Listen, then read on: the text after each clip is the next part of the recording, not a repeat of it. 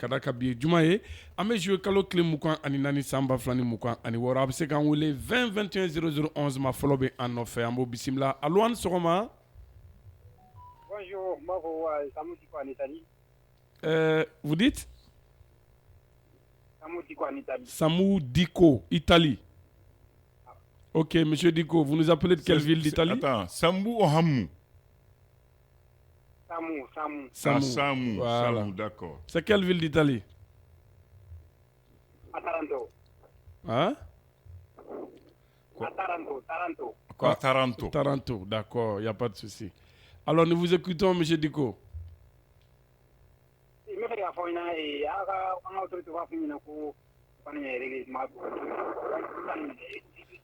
Non, on n'a pas compris. Il faut t'arrêter pour bien, on ne comprend pas. Là. Voilà, quelle position, on a l'impression qu'il peut bouger. Allô? Allô? Diko. Allô? Recrutement, oui, Kamogota, oui. Kamogota Mouna. En fait, Diko, il y a des gens qui font des choses qui sont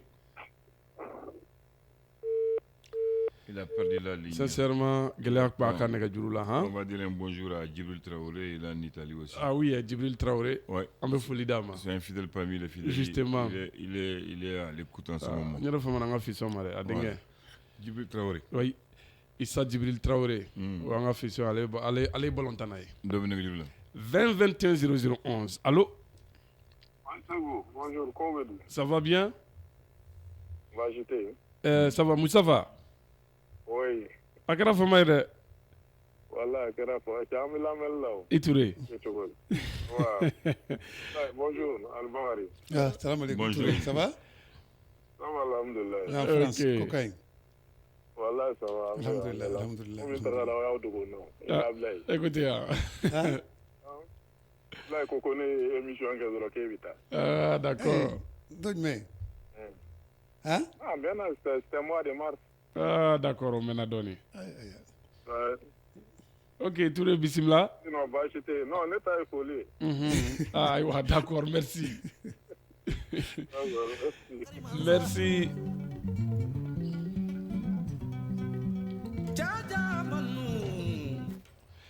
Radio Clédois Douala. Ansoroma. Allô? Ça va? Allô? Antlobila. Malheureusement. Allô? Décidément, hein? Ça arrive, il y a des jours comme ça. 20 21 0011.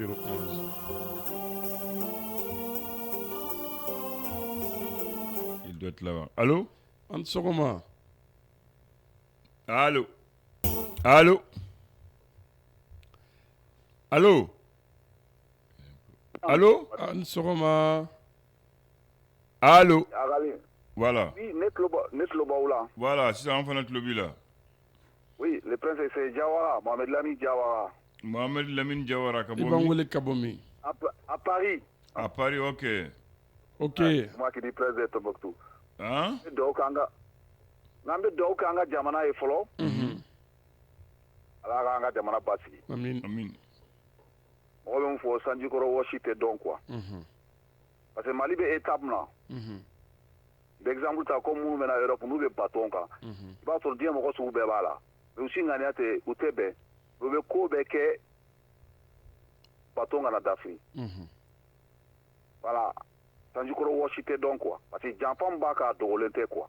Et pas de terroristes, de drones sur le tour, on veut faire sur le tour. Donc, on voit un an femme au soutenu. Mais toi, nous, quand femme au bec calonga, bébé trois quoi, pour que Jamana défend. On a mon collègue, il faut le quoi. Si nous côté, nous, c'est ton droit. Mais il faut aimer la patrie. Il faut aimer la patrie. C'était plus dur que ça. Donc, on a Jamana soutenir quoi. Si nous côté ni rien. Après, si ça, ni Jamana avancera ce moment-là, ben y en a bon. Voilà. En Mexique, il en parle depuis 1930. On a anglais, il anglo de Rabouda, c'est américain qui a de Rabouda là, parce qu'ils sont unis. Voilà. Mais il faut, si nous côté Jamana Kodoro. Mais éco soutenir. Moi, Jamana soutenir non, parce qu'il y a fait à Karao. Le peuple violent le peuple, mais toujours il y a des gens qui viennent et critiquent. Mais la critique, elle est normale? Je dis c'est normal. C'est normal la critique. Je suis dans Ramadan. La critique, c'est normal. Mais à meilleur homme, il faut avant que un peu corriger de santé follow quoi. C'est pas de diamant banque. D'accord. On y sera m'ta, tu vas vous tenir tranquille là. D'accord. C'est à nous de serrer la ceinture. Zambaro mo jamana wala be no du ube beba ante feka jamana trofo. Mais ujila dia oluka ali kat circle ka bonui. Betuba be al kat circle ka bonai. Betuma c'est ambe coup d'ota c'est normal. Mais c'est difficile. Mais même faut mo be adona ta anga jamana be fan folo quoi. Après, stabilité dans la moment ça ira. D'accord. On a famu. Alsa kanga jamana basi, samiam ben ala kanga jamana tanga. Voilà, on me refait toujours. Jawara. Voilà, c'est vrai, peuple du Dja. Il n'y a pas tout décédé, peuple du Olendo. D'accord, on a famu Jawara. On y a une manifestation qui est Paris, ils ont compris. Ou le peuple de Nintamana, il faut un café. On a côté quoi, on a jamana de quoi. Merci beaucoup. Allô? Allô? Somoro be ban wuli kabomi? Ne bɛ ka wele ka bɔ Congo Brazzaville. I tɔgɔ fɔ an ye. Ne tɔgɔ ye Fuseni Fofana. Fuseni Fofana à Brazzaville. Ouais, Brazzaville. Ko Brazza quoi bɛɛ ni sɔgɔma, ko potopotokaw ni sɔgɔma. Ouais, vraiment, effectivement, n bɛ ka wele ka bɔ potopoto yɛrɛ. Ah, bismillah. Bismillah. Saha. Bon, ne kɔni ne bɛ ka mun ɲininkali kɛ n yɛrɛ la, vraiment ne bɛ ka ɲininkali dɔ kɛ n yɛrɛ la waati bɛɛ tɛ ka jaabi sɔrɔ quoi. A fɔ ka na. Ko ni fini mana kɛ dɔrɔn mɔgɔw b'a fɔ ko sariya sɔsɔ don. Sariya sɔsɔ don bon an kɔni b'a fɔ ko an bɛ ala dali i bɛ ka yafa ma. Yanni mɔgɔ ka jigin i bin yɔrɔ la i bɛ jigin talo yɔrɔ la quoi. Anw ni M5 de wulila yan ka IBK gɛn ko un président démocratiquement élu.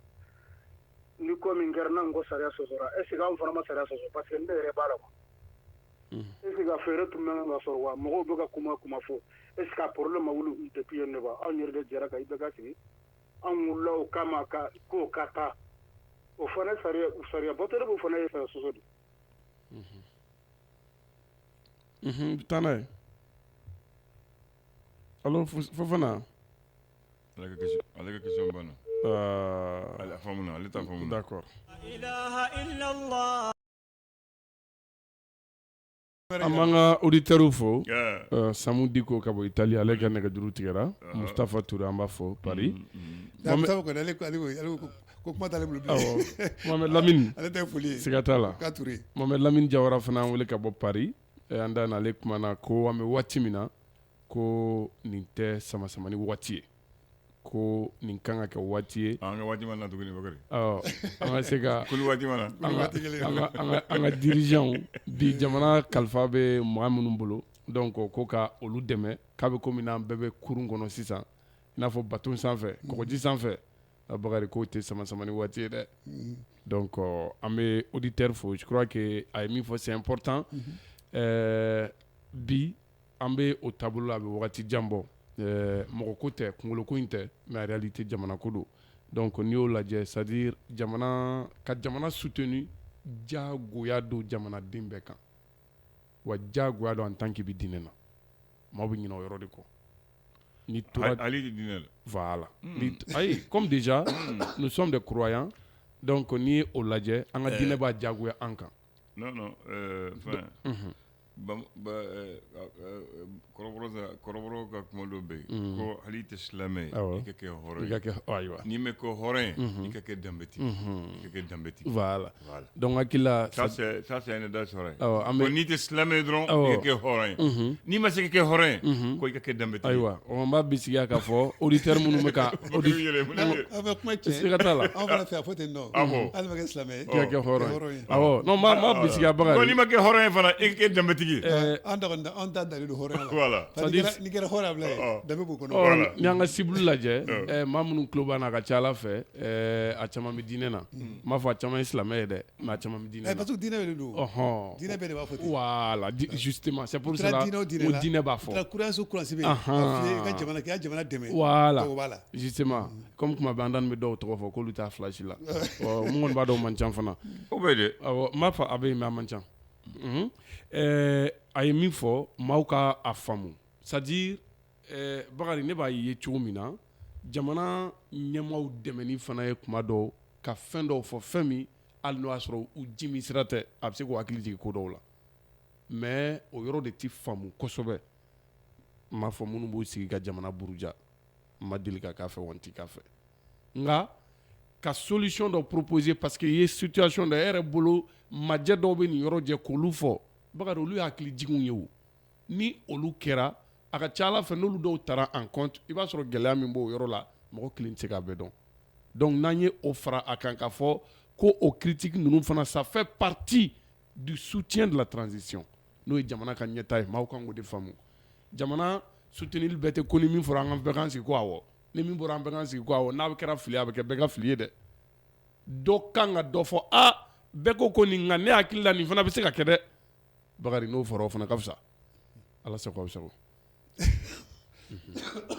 Ablaye kuma b'i bolo kuma b'i bolo ka kan bannen don a fɔ i siranna kuma min a y'a kan bannen don non ka jamana dɛmɛ non problème t'o yɔrɔ o wallahi billahi Ala ye seede ye maa mun ma lamɛn ye seede ye jamana ɲɛmaa mun y'an mara o y'an seede ye dɛmɛ mun kɛra a ma kɛ fangasi ye an ka ɲɔgɔn nɛgɛ dɛmɛ mun kɛra ni transition na k'a kɛ jamana bɛ lahalaya mun na ni waati ko la a ma kɛ yɔrɔ si la a bɛ ka kɛ hali sisan a bɛ kɛ hali sisan an ye mun kɛ an ye sacrifice mun kɛ u ye mun de ɲini an ma sɔn u ma a tɛ yen o donc ni dɛmɛ dɔ kun dɛmɛra donc olu de y'u ka dɛmɛ ka jamanadenw fana ka sago kɛ sisan wa an da ni proposition ye voilà par rapport à ça dɛmɛ in yɔrɔ an da n'u yɛrɛ ka maaw dɛmɛ maaw k'u fana dɛmɛ ne y'o de fɔ n b'a fɛ k'o fɔ mun na ne y'o de fɔ sisan n ko olu de kan ka fɛɛrɛ kɛ pour que jamanadenw ka continuer k'u dɛmɛ n'i y'a mɛn fana i bɛ jamana ɲɛ dɛmɛ a bɛ sira ɲuman de kan n'i tɛ sira ɲuman kɛ maa si t'i dɛmɛ an da n'i jɛgɛnna u b'a fɔ i ye donc an kana ɲɔgɔn nɛgɛ tiɲɛ fo o ni i man di ye o tɛ kelen ye dɛ tiɲɛ fo ni kɔrɔfɔ o fana tɛ kelen ye jamana nin ka di an bɛɛ ye Ala y'a dɔw garisɛgɛ bi k'an mara sinon o tɛ jamana fɛ ka tɛmɛ an kan an bɛ jamana nin fɛ ka tɛmɛ dɔw yɛrɛ kan u la parce que dɔw yɛrɛ u tɛ jamana ko la u b'u ka hɛrɛ ko de la u la dɔw bɛɛ la u b'u jamana ko yɛrɛ u sɛbɛ la o fana bɛ yen mun bɛ kɛ u b'u tɔɔrɔ mais n'a fɛn kɛra mun tɛ bɛn o bɛ fɔ ni mun ɲɛna o bɛ fɔ n'a jɛgɛnɛ an b'u hakili ni ma ɲɛ ka kɛ n'an ma kɔrɔsi a bɛ kɛ kɔlɔlɔ ye an bɛɛ ma aw kɛlen tɛ o donc o de fo mɔgɔw fo ni cɛsiri don an y'an cɛsiri fo an cɛ bɛna tigɛ ni muɲu don an muɲuna san 6 an bɛ muɲuna gɛlɛya mun dara ni waati na a ma kɛ waati si an ma ye mais an bɛɛ y'an majigi muɲu bɛ tɛmɛ an y'aran kɛ ka si essence nɔfɛ a ma kɛ yan jɔnni de k'o kɛ une première a ma kɛ yan a kɛra a ma kɛ yan a kɛra an san 5 an bɛ kuran ko la maɲuman ko la an ma muɲu o la a kɛra muɲu bɛ tɛmɛ o kan a tɛ tɛmɛ a kan u ko an ka dafɔli yɛrɛ bɔ k'aw dɛmɛ kɛlɛ ko la an ma bɔ an ma sɔn an bɛ ka bɔ a bɛ tɛmɛ o kan sisan o ye mun fɔ ko an ka moto n'an y'a san n'an ka halala wari ko an kana boli dugu ni dugu cɛ an sɔnna nin bɛɛ tɛ jamana ko ye ni jamana ko n'olu ko don an bɛ sɔn wa jamana ko don an bɛ sɔn o tɛ wa sɛgɛ foyi t'a la jamana ko la sira bɛ sira la o ko mɔgɔ kana sa i kana taa o la an sɔnna o ma donc a fɔ ture kɛ ni mun ye Mamadu Lamine n'i ye tiɲɛ mun ye mais a bɛ se waati dɔ la jamana ɲɛmaa fana kan ka sigi ka miiri misaliw di oui ka miiri k'a fɔ an kan ka sigi jamanadenw ma k'a fɔ ni kɛra k'a fɔ fana ni jamanadenw kɔnɔ fɛn fɔ c'est pas parce que o t'u fɛ dɛ maintenant fɛn filanan ye jumɛn il ne faut pas mɔgɔw bɛ hakili il faut jamais confondre l'état et le régime jamana ani fanga mun b'an kunna waati na o tɛ kelen ye fo mɔgɔw k'o bɔ ɲɔgɔn na an ka jamana an t'a bila maa si ye an t'a bila maa si sanfɛ jamana bɛ de b'an bɛɛ sanfɛ hali Asimi min b'an kunna sisan jamana b'ale sanfɛ jamana b'a sanfɛ n'o bɛɛ y'o ta k'a kɛ o cogo la jamana an bɛ faamu an bɛ baara kɛ sinon ni muɲu don an muɲuna ni sabali don an sabalila ni dɛmɛ don an y'u dɛmɛ mais dɛmɛ bɛ kɛ tiɲɛ kan dɛmɛ bɛ kɛ tiɲɛ de kan a kana kɛ tɔɲɔli kan a kana kɛ bingani kan dɛmɛ kana kɛ fankelenma ye fana surtout voilà bien sisan abila ne bɛ min fɔ ne bɛ an ka auditeurs ye exemple min ta ne bɛ kuma daminɛ n'o ye a ko n'olu bɛ taa tungafɛtaala ko ŋɔniyaw tɛ kelen voilà yala u bɛ bateau kɔnɔ corona ko mɔgɔw kɔni bɛ hakilina kelen voilà a bɛ kɔgɔji sanfɛ o tɛ aw bɛɛ ko hakilina ye kelen de ye an ka ba tigɛ donc min ye a tɔgɔ o waatinin dɛ n'a bɛ kulina o waati hakili bɛ a ko ten o waatinin donc waati min a b'a kɔnɔ bila ye a bɛ kɔgɔji sanfɛ fɛn b'a la ka legi langana wala langana ye a bila ye bɛɛ ka dugawu de an ka se kun na a bɛ ɲɔgɔn fɛ waati o tɛ tiɲɛ donc min ye voila m'an bolo donc bateau voila m'an bolo an bɛɛ kɔni b'ale dɛmɛ de ka dugawu de k'ale a kana jɛngɛ a kana jɛngɛ a bila ye mais o bateau kelen kɔnɔ n'an bɛɛ b'a kɔnɔ bila ye ni ne ɲɛ b'a la fɛn dɔ bɛ nin nɔ ni ne m'o fɔ bateau bolila a bɛ tiɲɛ a bolo ne b'o fɔ jagoya n b'o fɔ dɛ o tɛ tiɲɛ siga t'o la ne ɲɛ b'a la k'a fɔ o tuma na bɛlɛnin dɔ bɛna kun bɔ yan fɛ ne bɛ se k'o ɲɛfɔ ne fɔ a kɛ tan nin bɛ tan c'est pour le guider ni wo b'a la ji dɔ la fana b'o fɔ dɛ ni ji b'a la dun a b'a la dɛ o tɛ komi bateau bolila contre la o parce que ne ɲɛ b'a la k'a fɔ an b'a fɛ an bɛɛ ŋaniya ye kelen ye an bɛɛ b'a fɛ ka se yan fɛ mais nin fiɲɛ in bɛna kɛ ni ma nin fɔ a tɛ ɲɛnabɔ k'a fɔ Asimi ye ko o tuma na ko pétrole tun tɛ sɔrɔ o tɛ kojugu ye o k'a fɔ a ye ko san tun dɛsɛlen don o tɛ kojugu ye o k'a fɔ a ye ko courant tɛ yen k'a fɔ a ye ko jiw ka gɛlɛn abla tɛ kojugu ye o parce que an bɛ bateau in de kɔnɔ an y'o de fɔ a ye pour que bateau ka se au bon port fo nin dun de ka régler n'a n'u régler a bɛ ɲɛnabɔ bila dɛ mais yɛrɛ ɲuman na mɔgɔ caman m'a faamu a b'a ɲɛna k'a fɔ n'i y'o fɔ dɔrɔn k'i contrôler o tɛ y'a ye donc n'an bɛ sigi ka bateau kɔnɔ bila ye k'a kɛ ni ye min kɛ n'o a ka ɲi ka taa a ka ɲi ka taa ni bateau tɛ firila kun o ma ɲi dɛ a bɛ filan bɛɛ kan ala donc o ma ɲi donc yala o ka kɛ n'a bɛ bateau kɔnɔ bila ye n'a b'a dɔn k'a fɔ yɔrɔ min ka ɲi a b'o fɔ yɔrɔ min ma ɲi ni fiɲɛ bɛ se ka b'o la o bɛ fɔ de o t'a jira ko maa si bɛ jamana contrôle la fiɲɛ bali wala t'a jira ko maa si jamana contrôle la o bɛ kɛ sababu yɛrɛ o tuma na voila min b'an bolo nin waati ka jamana guider o tuma na a b'a dɔn k'a fɔ nin yɔrɔ min ta nin yɔrɔ min ta n ka kɛ tan bila ye c'est comme ça donc d'une manière générale ne kan b'a k'o ye k'a fɔ n'i y'a exemple c'est très très bon exemple mɔgɔ min bateau kɔnɔ bila ye ni hakilina b'u la pour que an ka se ba kɔfɛ a y'a to mɔgɔw k'u hakilina fɔ bila ye a y'a to mɔgɔw k'u hakilina fɔ voilà o kɔrɔtugu bɛ yan contrôle la dɛ u b'a fɔ a ye de n'an ma nin kɛ a bɛ kɛ tan nin kɛ a bɛ kɛ tan hakilina nin a baara kɛ n'o ye bon an ka bateau bolila sisan o ye Asimi ye voilà Asimi de don bateau ale b'a boli ton exemple vient voilà alhamdulilayi voilà alhamdulilayi Fuseni Fofana bɛ Brazza poto kɛrɛnkɛrɛnlen la ko Brazza kaw ni sɔgɔma an da nɛgɛjuru tigɛra n ka a ka kuma faamu non a ma tigɛ dɛ il a posé sa question a y'a tigɛ quoi a ko d'accord sariya sɔsɔ ko olu mun wulila ka M5 ko olu de ye IBK sigi ni sariya démocratiquement ko olu de wulila k'a ka taa k'a gɛn ko o ye sariya sɔsɔ ye wa a bɛ ɲininkali kɛ ko o fana ye sariya sɔsɔ ye wa a fɔ ne b'o kuma daminɛ o daminɛ ayiwa Ablaye ne b'a auditeur ne b'a fo a min fɔ a ye tiɲɛ bi ayi kun cɛ ko tiɲɛ parce que mun fɔ parce que jumɛn ko tiɲɛ yɛrɛ wala tiɲɛ ale fana ye tiɲɛ yɛrɛ de fɔ ale fana ye tiɲɛ yɛrɛ de fɔ parce que o tɛ tiɲɛ ye aw wula bi ko minnu fanga bi wala nin sariya sɔsɔ wala nin sɔsɔ mun y'an se yan k'i ka jigin i talon yɔrɔ mun y'an se yan n'anw fana de sariya sɔsɔ pour que nin ka kɛ a ma sariya sɔsɔ aw y'a dama tɛmɛ de sinon la désobéissance civile qu'on a dit ça est dans la constitution de l'époque c'est ça à Bakono ils sont basés sur cet article pour faire la division et prendre la rue à Bakono donc o tɛ sariya sɔsɔ a dama tɛmɛ na de ayi n'a ɲɛfɔ min ye sariya sɔsɔ ye donc olu ko un président démocratiquement élu oui a t'a ka mandat de la. Non, je n'ai pas. Oui, la Constitution dit qu'on peut faire une diligence aussi pour obliger le président. Voilà, mais aller jusqu'à demander à un président démocratiquement élu de démissionner. Oui. Voilà. Dans la Constitution, on dit le SI. Non, comment on ne me dit pas. Dans la Constitution, même dans cette Constitution, les conditions de la démission du président sont là. Voilà, mais quand vous pouvez vous Ablaye, quand vous quoi que démissionner. Adam la démission comme ah, Mouna Ablaye. Adam de démission. Afaya Ablaye Mouna. Jamana de Dari Kakafo que président. Ni ma jamana soko ke o jamana kele mu wile obse ka wili no fe bakay. Oh, donc ça wili ke. Mais c'est qui boit là. Voilà. Voilà, ça c'est au sous-solier. Non, ayi sosoli to yɔrɔ dɛ sosoli yɔrɔ bɛ mun na i ta sosoli ye coup d'état de. Ayi e ma faamu. Non an ka ɲɔgɔn bolo. Ayi coup sosoliw de bila ye. On ne peut pas s'élever. Ayi non an ka ɲɔgɔn faamu. Ayi non an ka ɲɔgɔn faamu.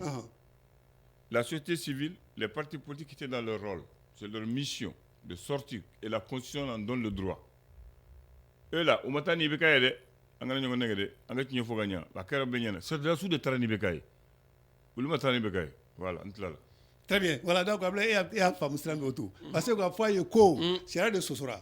Parce que si un président élu démocratiquement au Bénin, le peuple où là, qu'il faut démissionner, ça c'est antidémocratique. Il a dit ça c'est antidémocratique. Donc là, la loi a été violée. Au fond. Maintenant, on est quoi faire encore violée à nouveau. Voilà, donc on va achever votre. Voilà, on est venu pour parachever. Voilà, parce que ma bande ne va rappeler comme parachever. On est venu parachever. Et maintenant, ni si ça vous ko minu na bara parachever, là on peut la fliquer. On va fliquer du goro. On est fliquer follow le kake. C'est une réalité. Aujourd'hui, les gars du M5 nous clobangana, ceux qui ont fui, ceux qui sont en prison, nous clobangana, vraiment ils ont une grande responsabilité dans cette affaire-là. Est-ce qu'ils sont là qui ne sont pas en prison? Est-ce qu'ils sont là qui ne sont pas en prison? Il y a des fois. Non. Tu as dit ceux qui ont fui, ceux qui sont en prison. Il y a d'autres qui ne sont pas en prison, ils n'ont pas fui. Ah, non, tu dois bien non. Dois tara, dois kasola. Mais comment bedema? Dois kasola, d'autres kasola. Bah, quoi, il faut le faire. Dois kasola. Dois bouillir bolo. On y le faut, ma femme de ça. Dois faire fanga fait ça. Nous be femme, ça donc moi bien. D'après bon hein. Donc là c'est ça. Donc en tout cas, raison d'ama. Quand donc après na voilà ko femme violée là, au point na un de violation qui faut attacher est-ce que il y a na femme ça. Il y a comme ngo ulu ngo shara soso. Ngo ulu tarana yeme adama temene ma alabana muna wadi adama temene. Watiba no fait. Dans tous les cas na ni sona ko akera. Akera ke. Alhamdulillah. Mun ger Bakari. Koroboro zana do be ko chinyeti son sosolima. Abana. Soldat là. Donc parce que c'est une réalité. Dans la violation fait voilà gabi, en de violation que follow une violation ngake. Bagara weliga boyromi ne votera ibe gaga sigil ko flana ni quartier ne kono. Ah ouais. Tu étais malin l'extérieur. Ah oui, ado, on malin l'extérieur parce que ado votera. Bon, c'est bon, c'est des rappels.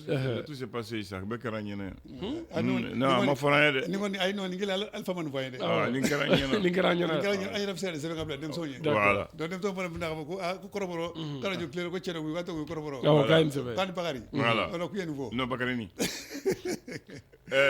Oui. Bakary, les 5 doigts de la main, leur nom et leur rôle. Voilà, je le vais en français aujourd'hui. Leur nom en français et leur fonction. Ah?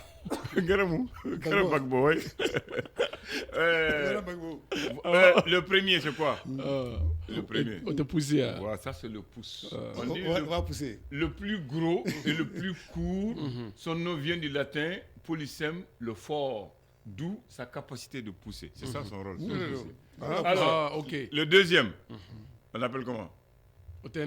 Voilà. L'index, c'est le deuxième doigt du latin indico, qui signifie indiquer ou montrer. Effectivement, allez de Le troisième, le plus grand. On l'appelle le majeur.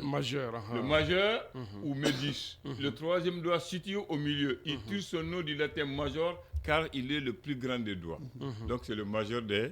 donc parce qu'elle est Djan. Voilà. Voilà. Maintenant, le quatrième, c'est l'annulaire. Le quatrième doigt, nommé d'après le latin annulus, anneau, car il porte l'alliance du mariage ou les bagues. Toujours, c'est là-bas qu'on met les bagues. Le dernier, c'est l'auriculaire, le plus petit des doigts. Il tire son mot de l'oreille, qui est oris du latin, car il sert toujours à gratter l'oreille. Voilà les noms et les origines. Allez, tout le monde. Vous êtes quoi là? Quand même, on est poussé. Ni poussé, il a avaglé. Parce qu'elle est fermée. Le service du quai, puis elle est frato barabeke. Elle de roga, elle va pousser à blé. Ni n'a pas barabeke. Donc, voilà qui non. N'allez non. Barabeke l'intégrer. N'est-ce pas? On dit le pouce représente la volonté, l'indépendance et la force. L'index incarne l'autorité, le pouvoir et l'affirmation de soi et la direction. Le majeur symbolise l'équilibre et la responsabilité et la justice. L'annulaire symbolise l'universel de l'amour. Hein? Et l'auriculaire, il est lié à l'intuition, aux relations avec les autres et la créativité. Voilà ce que les Blancs nous disent dans le dictionnaire. Voilà, donc n'a pas mon vrai ingabla, vous faites un boulot de one duru, votre fille, Kabela de l'Idion à la fille. Très bien. Voilà. On dit que chaque récipient a son couvercle. Oui, tiens. Ça, c'est la pensée de ce matin. Chaque récipient a son couvercle. Venez, tiens. Chaque récipient. Darabena datugula. Darabena datugula. Barma sengi. Barma bena datugula. Barma sengi ni o datugula datugula barma vendala. Abichia kono. Wata kono. Mais 20 ans, mais attention, il faut pas que mais 20 ans c'est ko bla cette là. Ala ti bere bengo na biki. Agon ba datu. Mais attendez. Ola itna barma rayu. Bien. fait. Pour la date, le 24 juillet 1965, inauguration de ce qu'on appelle la SONEA. La SONEA, c'est la Société nationale d'exploitation des abattoirs et annexes du Mali qu'on appelle actuellement AFB. Abattoir frigorifique de Bamako, qui est à côté de nous.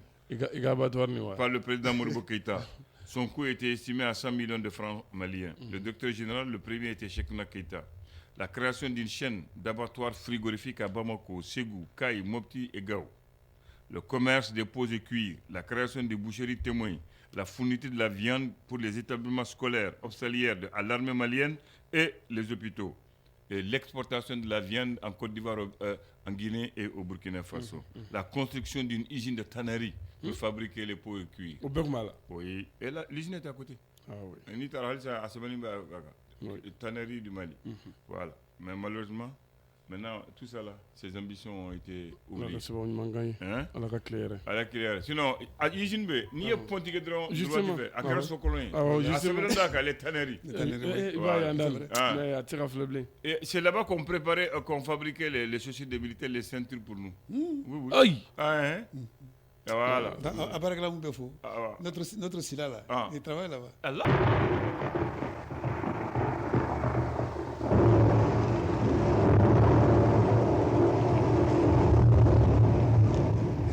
بسم الله الرحمن الرحيم الحمد لله رب العالمين سكر بكري الله أكبر الله أكبر بما لا بلا كما سيالا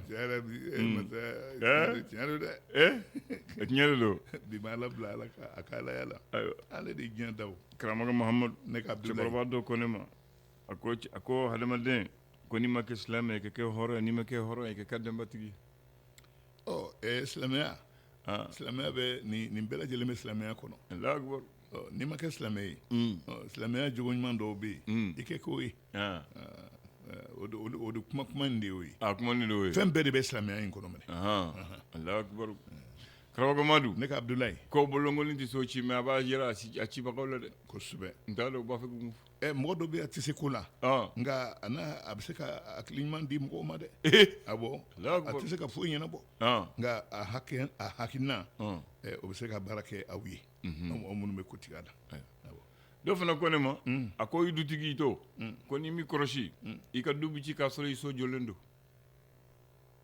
o ye tiɲɛ ye so ko so bɛ ci ko du bɛ ci k'a sɔrɔ so jɔlen don k'a sɔrɔ so jɔlen don so yɛrɛ tɛ o n'i y'a mɛn so mɔgɔw de b'a kɔnɔ dɛ siga t'o la ni n'olu dɛsɛlen bɛ ka bɛn mɔgɔ bɛ se k'a fɔ so kɔni so tɔgɔ bɛ yen nka so tɛ yen dɛ n'i y'a mɛn du adamaden de don dɛ o kɔni donc a b'a fɛ k'o de fɔ ni mɔgɔw ma bɛn du kɔnɔ du kɔni jɔlen don nka du cilen don dɛ ka da ka foyi tɛ yen min bɛ se k'aw lakana aw mankutu bɛ tiɲɛ aw yɛrɛ dama ni ɲɔgɔn cɛ don dɔ a bɛ kɛ tomu ye don dɔ a bɛ kɛ tomu ye so jɔra nka so tɛ yen mɔgɔ t'a kɔnɔ ayiwa ko e dutigi to ko e sigilen i furumusow b'a fɔ ka kasanto nin nin tɛ kan ka du la ko i kɔrɔfɔtɔ don o tiɲɛ ye i m'a ye mɔgɔ bɛ fili i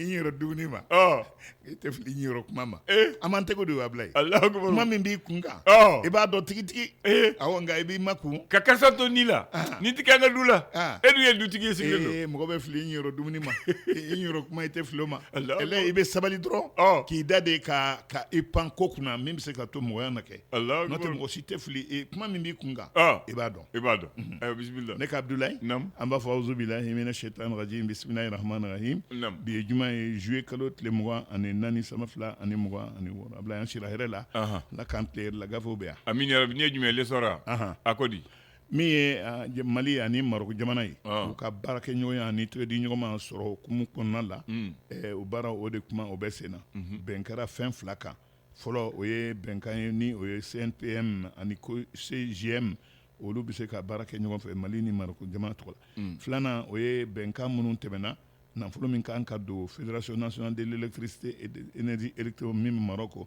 ani Fédération malienne électricité ani énergie renouvelable Mali la Bamako district kɔnɔ l'histoire ka kuma don quartier n'o ye kin damadɔ kin naani pavé dara olu la min bɛ se ka to buguri ani saniya o bɛ se ka sabati a yɔrɔ masinaw kɔnɔ jijeni ko armée ye terroriste u dagayɔrɔ dɔw bɔ kɛra a dɔw kalama ka tasuma d'u la k'a jeni ka bantayin n'i ye jijeni ko fɔ a bɛ Kulukɔrɔ mara a b'a ale de ko fɔ min ye syndicat min ni olu ka baara ɲɛsinnen bɛ nafolo ko ma o syndicat k'olu kɔni kelen bɛ ka wulikajɔ dɔ kɛ min bɛ se ka to prime ninnu olu bɛ se ka damakɛɲɛ cogo min na dɔ kana fisaya ni dɔ ye. Nouvelle Horizon a ye dɔ fɔ min ye salon d'exposition de la défense sécurité Bamako BAMEX ye a ko jamana 15 olu welelen don u kana u bolofɛnw yira min ye sɔrɔsiya jatew ye o la sa ministre 25 minnu ɲɛsinnen bɛ kɛlɛkɛ kow ma ani ministre 13 minnu ɲɛsinnen bɛ lakanako ma olu kɔni olu welelen don a kɛnɛ ka yan nɔ ni i dun y'a lajɛ a tako fɔlɔ min tɛmɛna o kunnaja tɛmɛnen kɔ filanan o ko baara ko an ka daminɛ alamisa juillet kalo min daminɛna alamisa juillet kalo tile 23 o bɛ tali kɛ filanan o labɛnnen na n'o ye salon international de la défense et de la sécurité de Bamako 2026 conférence de presse ni o ye a ɲɛbila kumaw ye ministre délégué min ye ministre yɛrɛ kɛrɛfɛ général de division Oumar Diarra ale ni gouvernement ma caman olu tun bɛ a kɛnɛ kan sécurité protection civile le général de division Daoud Ali ani lasigiden joli an ka jamana kɔnɔ ale Nouvelle Horizon ka kuma la ministre Ablaye Diop tuma min na yirala k'a fɔ ko américain jamana ko fanga b'u la k'u ka sɔrɔsiya o jate ka kɛnɛ kosɛbɛ terroriste minnu bɛ Mali la nɔ nka Ablaye i tɔgɔma ko an kɔni ko an sigilen bɛ ka américain lajɛ a bɛna dɔnsen min ta ka ɲɛsin terrorisme kuma ma ko nka tiɲɛ yɛrɛ la an bɛ yɔrɔ min na i komi bi anw yɛrɛ kɔni an fanga an bɛ k'an sinsin an yɛrɛ fanga la ka an ka kow ɲɛnabɔ a tɛ n'a bɛ kɛ mɔgɔ wɛrɛ fɛ o ko kɔni an m'an ban a ma ko nka yɛrɛkun sɔrɔ man dɔgɔn sɔrɔ la Nouvelle Horizon y'a fɔ Les Échos y'a fɔ u y'a jira général de division Oumar Diarra ministre délégué ministre de la défense yɛrɛ Nagakɔrɔ a y'a jira ko nin kɛlɛ min ye nin ye kɛlɛ in wajibiyara anw kan ko wa an bɛ kɛlɛ in kɛ fo ka taa fɔ ka se a dan na k'an b'a kɛ fo ka taa fɔ tuma min na ni an ka kunnaja sɔrɔ mana bɔ yen sa Ablaye Diop min ye américain ka wulikajɔ ye ka ɲɛsin Jnim ma n'o ye kulu belebeleba ye min ye terroriste kulu ye a ko k'a fɔ ko américain ye o kɛlɛ daminɛ anw ye ko olu ma dalilu foyi sɔrɔ u ma kunnafoni foyi sɔrɔ min b'a jira k'a fɔ ko américain ye o kɛlɛ daminɛ olu ye a kɛra ɲɛ fɛn fɛn an sigilen bɛ ka nin de ma kɔnɔ 2026 a samiya ko a daminɛ ni sisan cɛ mɔgɔ 6 bɔɲɔgɔnko olu tora la han samiya yɛrɛ jizɔn ye olu ta ani ji min ni warankatara ni o ye kɛrɛnkɛrɛn inondation ye mais min ye kulu ye du ani so dutigi gaw 49 ani a ko ye olu sɔrɔ ko olu kɛ kɛrɛfɛdenw ye ni dɛmɛ ka kan le fondement in dɔ fɔ nin waati na